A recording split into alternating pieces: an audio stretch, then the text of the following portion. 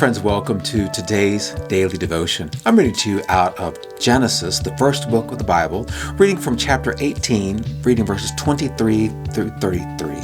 Hear now these words. Then Abraham approached the Lord and said, "Will you sweep away the righteous with the wicked? What if there are 50 righteous people in the city? Will you really sweep it away and not spare the place for the sake of the 50 righteous people in it? Far be it from you to do such a thing, to kill the righteous with the wicked, treating the righteous and the wicked alike. Far be it from you. Will not the judge of all the earth do right?" The Lord said, "If I find 50 righteous people in the city of Sodom, I will spare the whole place for their sake." Then Abraham spoke again. "Now that I have been so bold as to speak to the Lord, though I am nothing but dust and ashes, what if the number of righteous is 5 less than 50? Will you destroy the whole city for the lack of 5 people? If I find 45 there," he said, "I will not destroy it." Once again, Abraham spoke to God. "What if only 40 are found there?" And God said, "For the sake of 40, I will not do it."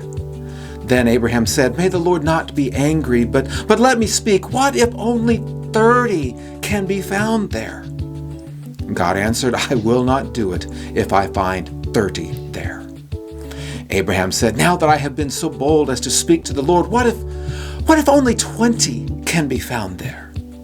And God said, "For the sake of 20, I will not destroy it." Then he said, "May the Lord not be angry, but let me speak just once more. What if only 10 can be found there?" And God answered, "For the sake of 10, I will not destroy it." And when the Lord had finished speaking to Abraham, he left, and Abraham returned home. This has got to be one of the most crazy stories that I find in Scripture, that Abraham is daring to negotiate with God around what God's actions will be.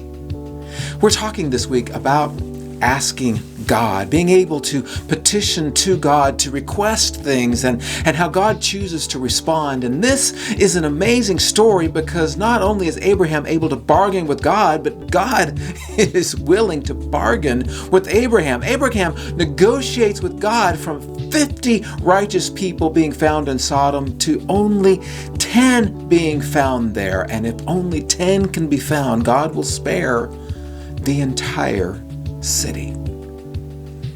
Now, I suppose that had Abraham continued all the way down to just one righteous person to spare the city, God might have done that. Because you see, God doesn't want to destroy. That is not God's desire. It's not like, I get to destroy the city today. That's not in the character of God. Rather, when God realizes that unholiness, that the profanity of a people has reached the point of no return, then God says, "My heart breaks, but they have to have what's coming to them." And so God was willing to hear Abraham because Abraham is appealing to the compassionate nature of God. My friends, if we will appeal to the compassionate nature of God, we can't ask God. We can engage with God even as Abraham did.